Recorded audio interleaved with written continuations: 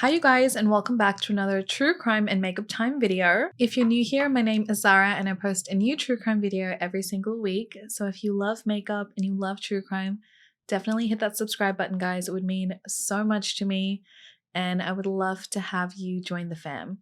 So today's case is a very sad and brutal case, and honestly was completely an unnecessary crime that did not need to happen. We're going to be talking about a girl named Hannah Cornelius, whose life just seemed to be going in the most positive direction until it was taken away from her. This case takes place in South Africa, and there was actually a documentary on this case called The Last Blue Ride, I believe. South Africa, honestly, is such a beautiful country. The beaches, the people, the houses, like beautiful. But unfortunately, it really does have a high crime rate, mainly due to gang activity and femicide. So let's get into today's case. So Hannah Cornelius was born on the 12th of February 1996 to her mom Willem and Anna in Stellenbosch, South Africa. Her dad was a magistrate and her mom was a lawyer, and she had one younger brother who had learning disabilities, and she was very close to him and very protective of him.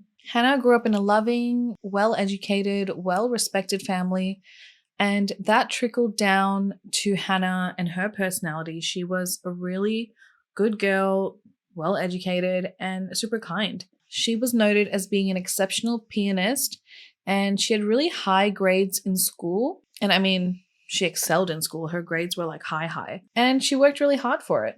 In addition to studying at school, Hannah volunteered at the local animal rescue center. And when she wasn't studying, that's where she would spend a lot of her time. So Hannah clearly had all her ducks in a row. She knew what she wanted from life, and she knew what she was doing every day, and she was working towards her own specific goals.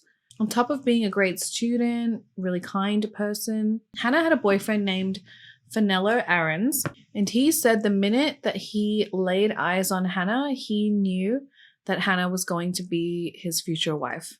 He said that the first time he laid eyes on her was at the school library, and after that he spent the next month walking past the library hoping to see her again. And when he finally saw her and spoke with her, it turns out that she had been doing the exact same thing. She had been watching him and had been hoping to see him sometime soon again so that she could talk to him. After they started dating, he states that Hannah was super fun, quirky, and very unmaterialistic. She would rather be at home watching movies in her pajamas than, dressed up in fancy clothes and going out to events. In 2015, she began studying her degree at Stellenbosch University, and she chose to live nearby at the Irene's Ladies Center, which was part of the university, and it was like a ladies' residence for uni students. It was basically like a student dorm for ladies, if that made any sense. So now, due to her being at university now and having to drive back and forth and just attend to her classes, things like that, Hannah's grandmother actually gifted her her very own car, and it was her old VW City Golf, which was blue with white stripes. Hannah made a lot of friends at uni, and she made them very quickly. And one of these friends was a guy named Cheslin Marsh. He was studying theology at the uni with her, and they would help each other with uni work, and they were just really good friends. So on May 26, 2017, they were all finishing up a week at uni, and Cheslin and a group of friends together with Hannah decided, let's go out for Friday night drinks with everyone. Their plan was just to go out for drinks, hang out, and then just play some dominoes. Nothing really happened. It was a good night, and then Hannah decided that she wanted to leave, and this was around midnight. So now it was late at night, early into Saturday morning, May 27th, 2017, and Hannah was just going to walk back to the Irene ladies' residence by herself. And it was really close by, but Cheslin was like, no, I don't want you walking this late at night by yourself. I'll walk you home. He just wasn't okay with it, knowing that the area, it wasn't the safest, and it being a weekend, there probably was going to be troublemakers, around the area. So he was like, no, I'm going to walk you home. He had his skateboard with him, and Hannah was like, okay. And she was actually pretty happy that he offered. it was a nice thing to do. And I think I would be happy too if my friend, like my guy friend, offered to do that. Like, that's a nice thing. So off they went. They walked back to Hannah's residence. And then now it's time for Cheslin to go home. So now it was Hannah's turn to be worried about Cheslin, because he just had his skateboard and he was going to be like skateboarding across town essentially. And Hannah was like, we made it back to my house without any incident. I don't want anything to happen to you. Look, my car is just around the corner. Let me just drive you home. And Cheslin was like, no, it's fine. Like, I'll just skateboard home. It's not a big deal. And Hannah was like, it's late. You're probably going to get robbed. You're on a skateboard. Let me just drive you home. It's going to be quicker and it's safer in my car. So they both get into Hannah's blue VW car. Cheslin on the passenger seat, Hannah's driving, and they start making their way to Cheslin's house. So they both get into Hannah's blue VW car. Hannah's in the driver's seat, Cheslin's in the passenger seat, on their way to Cheslin's home. And this turns out to be their biggest mistake that night. And I don't know, correct me if you think I'm wrong, but it almost seems like contradictory for Cheslin to walk Hannah home to make sure that Hannah's safe, but now Hannah is now driving him home. And yes, to make sure Cheslin's safe, but essentially she's still going to be having to drive back alone after dropping Cheslin home. Do you know what I mean? Like, she's going to have to be driving back alone, so she could still be a victim on the road if the crime rate was that high in that area. Driving seems safer, but I feel like I would have just, if I trusted Cheslin and I knew him, I would have been like, hey, just drive my car, take it home, and then you can just drop it off the next day. Like, that way Hannah was at home and Cheslin was going to be home, and then no one had to be like, you know, by themselves, really. So they make it to Cheslin's house without any incident. And when they arrive at Cheslin's house, Hannah pulls up next to Cheslin's like apartment, and they just sit in the car and they kind of like chat with each other. At this point, and I don't know how it got so late, because if they left it around midnight and it only took a short walk to get to Hannah's place, I wonder why it was already so late. But by the time they reached Cheslin's house, it was already like 3:30 a.m. So what they didn't know at the time is that when they pulled up to Cheslin's house, coincidentally, there happened to be 4 men walking at the same time. And you can see this on CCTV footage. And these 4 men looked at this car and all they saw were potential targets. So while Hannah and Cheslin sat in the car talking, these 4 men, they approached Hannah's vehicle, like they creeped up to it. And I think the passenger side door or the driver's side door, like window, was down. So they thrust their hand in and they threatened them with a knife. I think one of them also had a screwdriver, and they basically said they're going to stab them to death if they don't do as they say. So as the, car doors were being forced open, they held a knife to the back of them as they robbed them. And then they took Cheslin and they threw him in the trunk. Now, there were 4 men who initially attacked them, but as the car was jacked, essentially, one of the men, Nashville Julius, he was 29 years old. He leaves the other 3 men and he decides like he's done for the night. And he essentially wasn't involved in what I'm about to tell you. The 3 men then drove for around 11 miles before stopping in this area, in an area of Cape Town known as like I have to read it. Crayfontaine.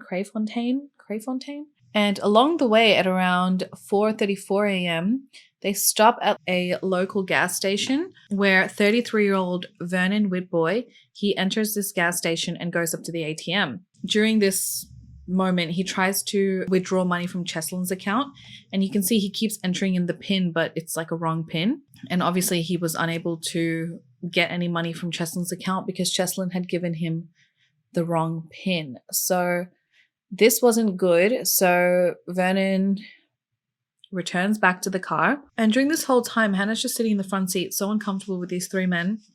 And they drive around in Hannah's car and perform like multiple drug deals. So then they reach their next stop at around 5:30 a.m. And when they stop, Hannah asks them, like, what's happening? And they tell her, like, oh, we're just stopping for a smoke break and we're going to give you a car back soon as we reach our destination. But once they stopped, they get out of the vehicle and they pull Cheslin from the trunk and they march him into the nearby woods and they begin to furiously beat him because he had given them the wrong code for the ATM machine. I mean, who knows if they would have done this regardless of whether he gave the right number or not, but I mean, they were really clearly pissed from this. And I can't even believe this happens next because of a wrong ATM code, but they then lay Cheslin down and they put his head on top of this rock on the ground. And Cheslin apparently closed his eyes and he prayed. And the two men were standing over him with bricks in their hands. Hannah was talking in a soft voice, like in the car nearby, and you could tell Hannah was really scared. And suddenly the two men threw these bricks at Cheslin's head while it was on the rock. And they left him there. They then get back in the car and they drive to this paintball venue. And it was at this venue that all three men then sexually assault Hannah. They apparently had planned to and agreed on dropping Hannah at this location. But as they were driving, Vernon, he hands one of the other men, Geraldo Parsons, who was 29 at the time, a condom. Geraldo, he was 27. He states that he doesn't know where Vernon got the condom from. And Vernon tells the boys, Hannah said we can have sex with her, but after that, we must leave her alone. Geraldo says, I saw it in her eyes that she was terrified. She apparently said that she wanted to have sex, but I could tell that she didn't want to. Hannah pleaded for the men not to kill her, after they had sex with her. All three men raped Hannah. Geraldo said, it didn't feel right.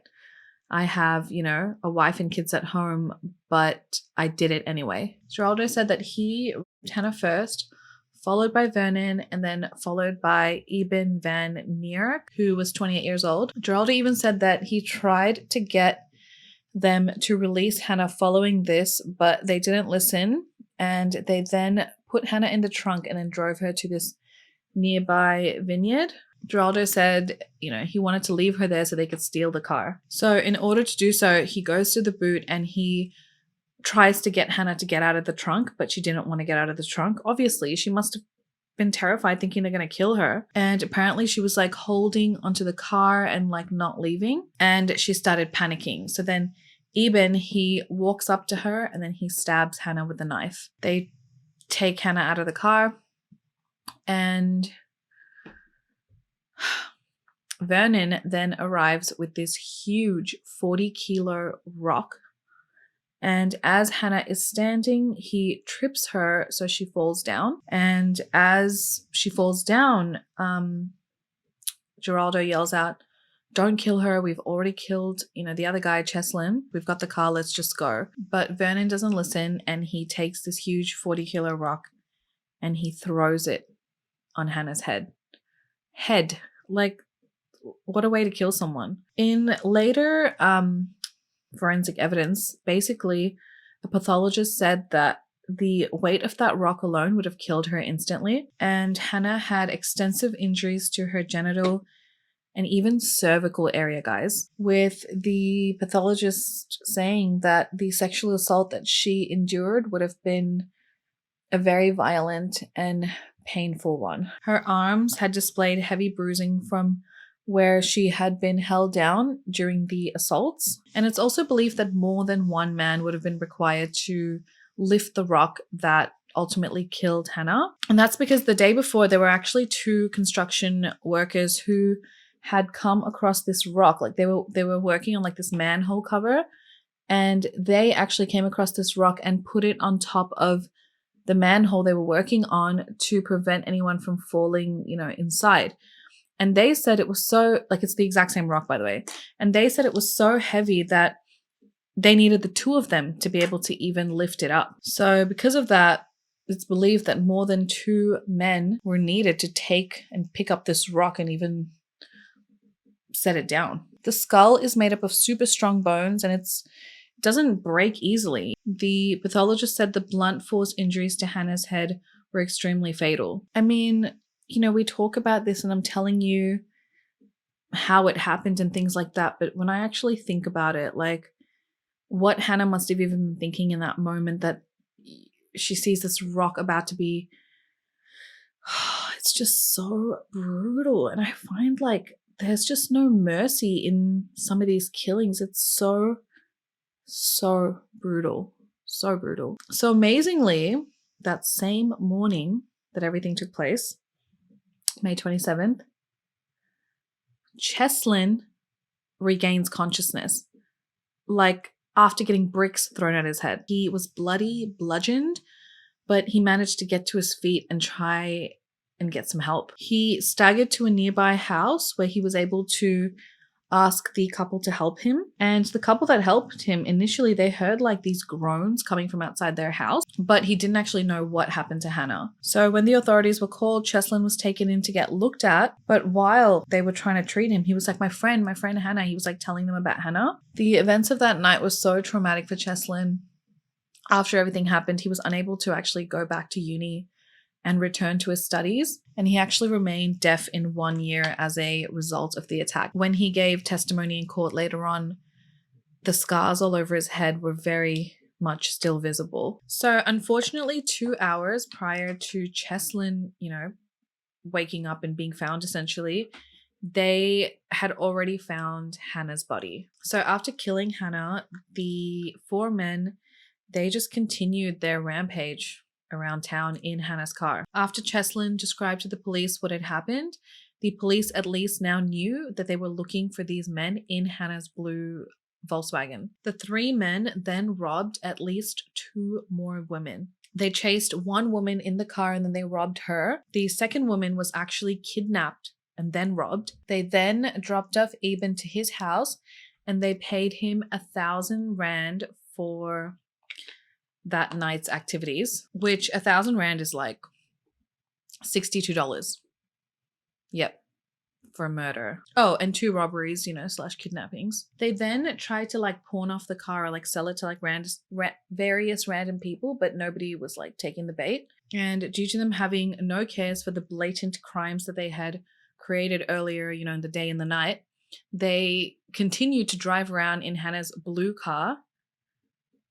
Like, this car was very unique, so like drawing so much attention to themselves. And because Cheslin had now reported, the car and what had gone on, an undercover cop actually spotted their car and a high-speed chase ensued. And then a second police car like joins in the chase, and then the men, they drive up to like this farm area, and they were driving through this farm area until they come to a dead end, when they like abandon the car and then they ran on foot. But the officers then chased them on foot and they couldn't get away because there were so many officers at that point, and they had warned them that we're armed and we're going to take you down if you don't cooperate. So both these guys, Geraldo and Vernon, were arrested that same day. Eben and Nashville were then arrested later on that day after Geraldo and Vernon just like happily snitched on their asses, literally. Willem, Hannah's father, believes that the day that Hannah died is the day that their family died. He was a magistrate and he could no longer work after Hannah's death because he believed that he could no longer have no bias towards criminals. Following her daughter's death, Hannah's mother, Anna, she created the Hannah Cornelius Foundation to ensure that Hannah's warm and compassionate heart would always reach others. Unfortunately, soon after this, this case is so tragic because there's just like tragedies happening over and over again. After this, Hannah's mother actually passed away in a tragic swimming accident only 10 months after her daughter's murder. Willem, her father, says no one really knows what happened the day that Hannah's mom died. She was 56 years old and she was once the strongest and most capable swimmer. But she decided to go swimming one day in the freezing Atlantic Ocean. And it was a really cold and stormy day and she just never made it back. But he does add that he doesn't actually believe that his wife committed suicide. He actually believes that she didn't have like the physical or mental strength left to deal with what had happened to Hannah in this world. Friends and family also state that Hannah's mother actually had like a chest infection and the flu prior to her death. She actually did go for regular 7 a.m. swims in the Atlantic Ocean, but her being under the weather didn't actually deter her from this routine. And, you know, possibly like when she was swimming, she just like lost control, didn't have the strength, and yeah, she just couldn't make it back to shore. So her death was ruled as accidental, and there is no doubt that this was an unbearable loss for both parents. When Hannah's father actually appeared in court, he only entered the courtroom once the gruesome details of her death were done being outlined. He apologized for being late, but he indicated that he did not want to hear that portion of the trial. Hannah's brother, who is autistic, he continued to ask for Hannah for months after her death, which is just so sad because he just didn't understand. I mean, look at the tragedy that this family alone suffered.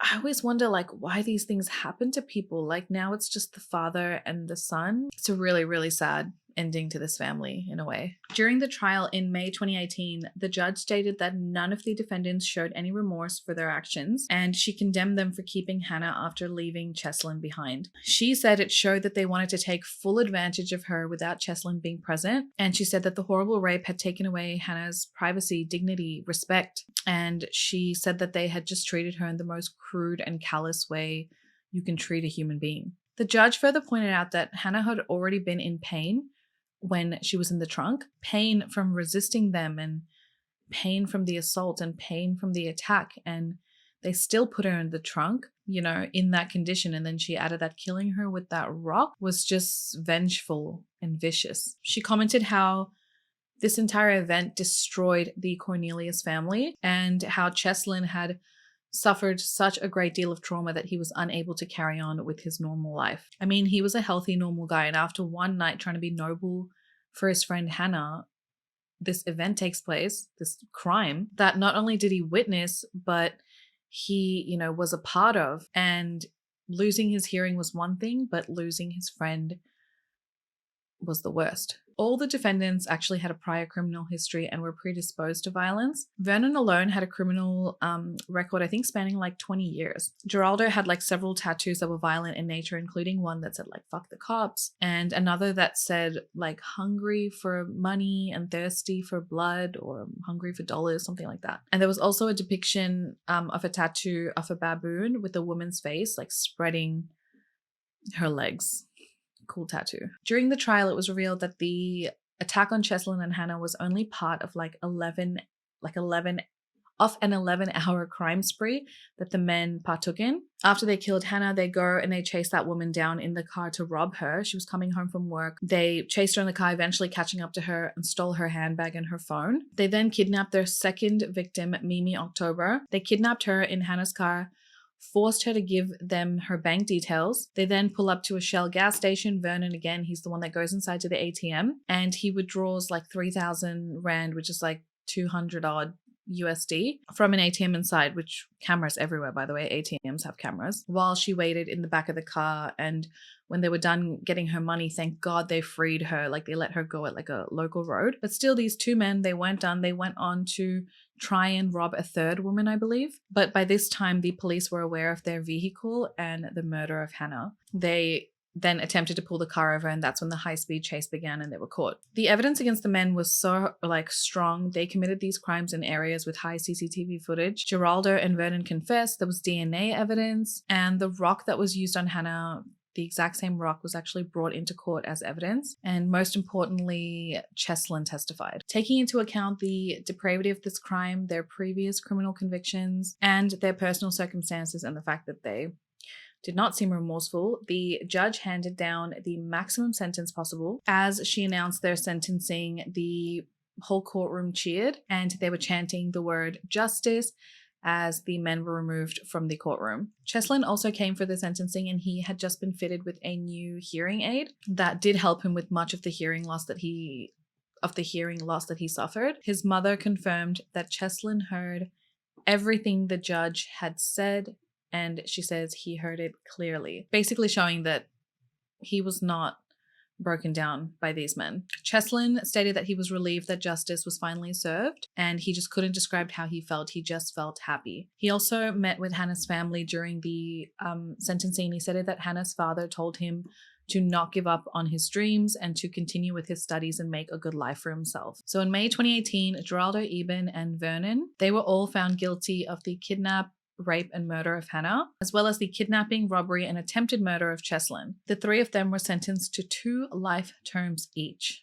Geraldo and Vernon actually got an additional 15 years on top of their sentences for the kidnap charges and the robbery charges. Eben was sentenced to 20 years for attempted murder, 20 years for robbery, and 10 years for kidnapping Hannah and Cheslin. He also got 8 years on top of that for the kidnap and robbery of Mimi October. Nashville, the fourth guy who was at the beginning of the carjacking, like he helped them get the car, he was sentenced to 15 years on 2 counts of robbery and 7 years for kidnapping. This case, and it seems like all the cases we talk about or I talk about lately are just so brutal and vicious. I mean, it was already a stupid crime. I mean, for what, a couple $100? They were never going to get away with keeping that car. It was such an obvious car. These gang-related crimes are so scary because they seem so senseless and unnecessary. Like, there's no stop button, you know? First, they killed, Cheslin for just essentially his phone alone, as they didn't get the correct ATM code from him. Like, I thought maybe they're going to pressure him into giving the ATM the correct, password, but they didn't even do that. They just killed him for his phone. Then assaulting Hannah to the point where her cervix was damaged. Let me tell you, as a woman, that makes my skin crawl. Like, if you're a guy and you don't know what a cervix is, you need to Google that, because the fact that they damaged that on her, like, you can just imagine how brutal the rape was. What makes these guys the worst of the worst is that it seems like during the trial, they literally have zero remorse. Zero. Actually, throughout the entire trial, because they can be seen in, footage, like laughing and smiling, laughing at throwing a 40-kilo rock on a woman's head, an innocent woman. They didn't care for anyone but themselves, as they themselves stated that they took to the night that night to see what they could get. Just like, I understand robbery, right? Like, I'm not condoning it, but I'm like, I understand people get desperate and things like that, but why commit murder? Like, you're not going to get away with it. Poor Hannah and poor Cheslin, because it seems like they were genuinely good people and good friends. They were concerned about each other, and man, if they had just literally gotten to Cheslin's apartment a few minutes earlier where the men wouldn't have seen them, maybe the men wouldn't have noticed them sitting in the car, or even later they, maybe wouldn't have run across these 4 sick men. Hannah seemed like a great, kind, and caring person, and I feel like she should be remembered that way. In South Africa, a woman is killed every 4 hours. According to the human rights organization, the femicide rate in South Africa is 5 times that of the global average. So when I looked up crime statistics, it said that for the third quarter of 2021 to 2022, from October to December, show that 902 women were murdered and that there were 11,315 rapes. But we may never know the names, faces, and stories of all of these women. I really hope there is change for the future. And I mean, those statistics are mind-blowing, and I had no idea about that, and that's why I looked into it. So that's the end of today's case, guys. Let me know your thoughts down in the comments below, and I will see you in my next video. Besitos. Bye.